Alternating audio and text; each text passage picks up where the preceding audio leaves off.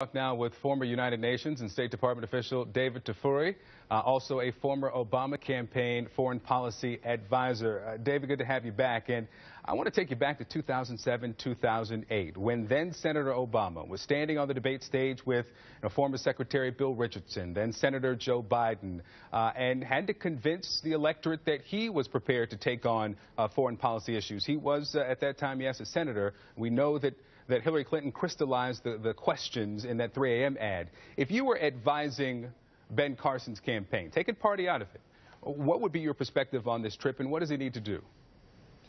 Well, I think it's good that he took this trip, particularly to visit with Syrian refugees.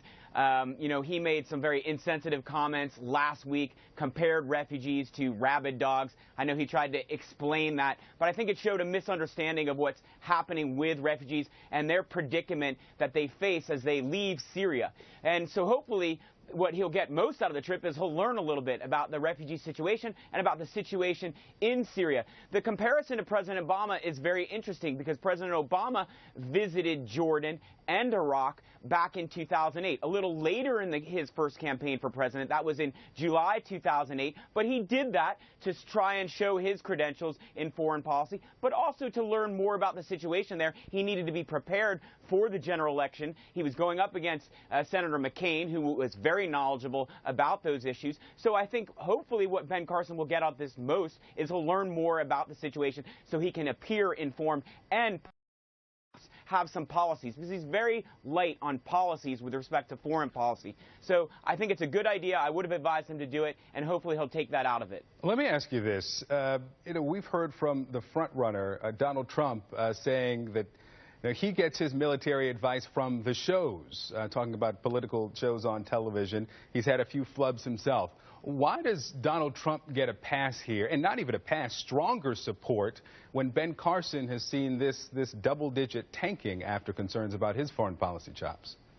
It's confusing. I'm not sure what the answer is to that. I mean, Donald Trump seems to get a pass on lots of different things. I think people's expectations for him are pretty low with respect to substance. They've learned to expect just sound bites out of him, not policies or policy prescriptions. I think that's part of why he gets a pass, but I can't imagine that's going to last throughout the whole campaign. He is going to be tested on foreign policy issues. He's particularly weak on foreign policy. He would do himself a favor to take a similar trip to Ben Carson and not just go to Jordan, but if he can, to visit Iraq, to visit Afghanistan, to visit Turkey.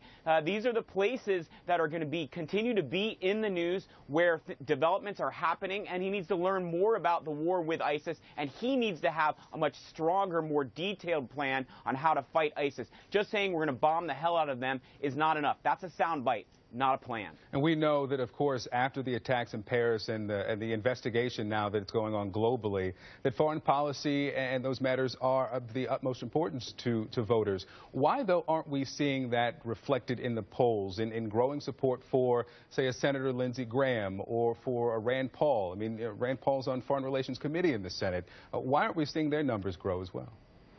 Also, very tough question to answer. You're right. The polls show that foreign policy and terrorism and the security of America are pretty much the most important issues to voters right now. So why aren't they gravitating to the candidates that you mentioned that have a lot more foreign policy experience? It's a little confusing. I would also mention, by the way, Senator Rubio as being a person who's experienced in foreign policy. He's on the Senate Foreign Relations Committee. He focuses on foreign policy. His discussions about foreign policy are a little more involved, a little more detailed. So maybe that's why he's seen a little bit of a surge. But again, a lot of voters have not yet moved over to Rubio from the candidates who are perceived to be weak on foreign policy, like Trump and Carson. Well, of course, we know as much as the GOP electorate cares about foreign policy, they appear to care as much about an outsider, someone who is not involved in government presently. The polls show that, and anecdotally, we have some evidence of that, too. David Tafuri,